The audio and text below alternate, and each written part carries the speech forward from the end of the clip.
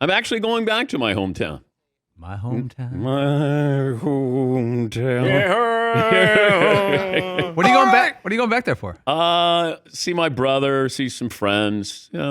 Just. You gonna hit the Pleasure Inn? I might. Get the bros from high school back Get a together? hook? No. There's no road trip there. Not with the shorties. But my dad went to a bar called the Pleasure Inn, and it was just a bar, by the way. I mean that. I've been outside the Pleasure Inn, and it's phenomenal.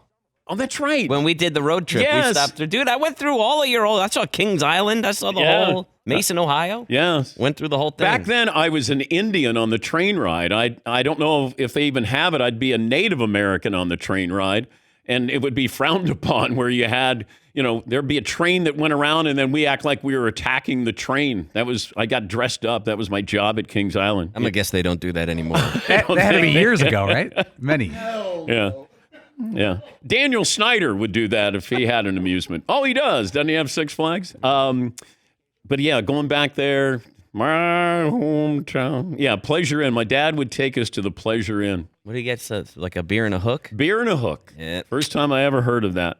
You got a beer, and then the hook would be the top that was on the whiskey.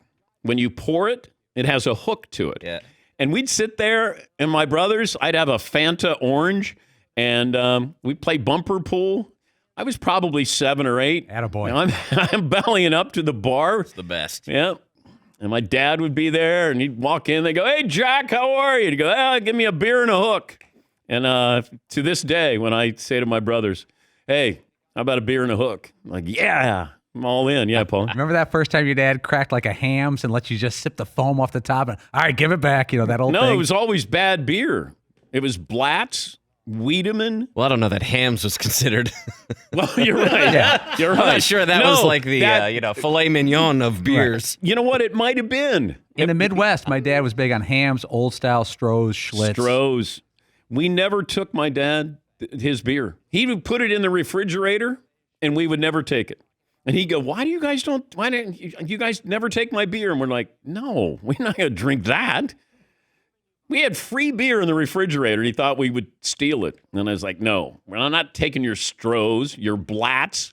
Like, doesn't Blatz sound like it's not going to taste well? It sounds like what you get from drinking too much beer rather than What's he drinking doing? the beer. He's out there blatzing. Hey, he's got the Blatz. Oh, rough night, Blatz. We've been talking about bad beer when we were growing up.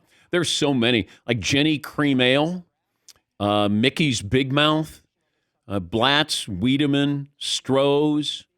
Yeah, see. I grew up in an era that ice beers were a thing. So it was like Molson Ice, Natural Ice, all that. I hated all those ice beers. Yeah. Ugh, they were gross. Yeah.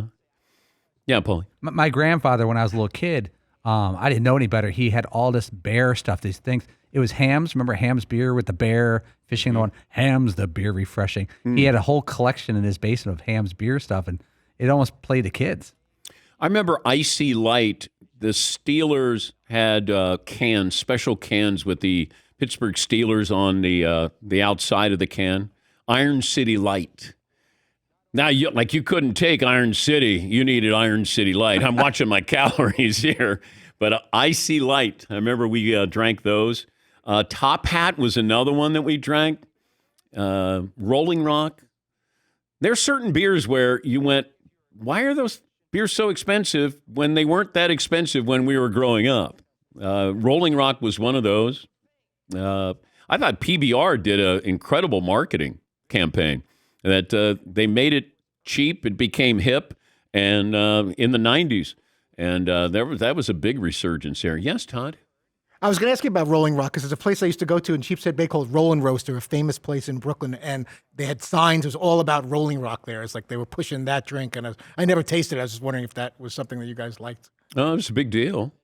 But I remember when I moved to New York in the early 80s, and I went to a bar, and I said, 2 Rolling Rocks, and the bartender goes, that'll be $12. And I went, no, I only ordered 2. Yikes. And he looks at me like, yeah, that's really funny. Yes, Rolling Rock was like a perfect beer you would go to a sports bar or something, and you would get a bucket of Rolling Rocks and some wings, and that was like your night. Yeah. It was great. Didn't eat anything else. All the important food groups there.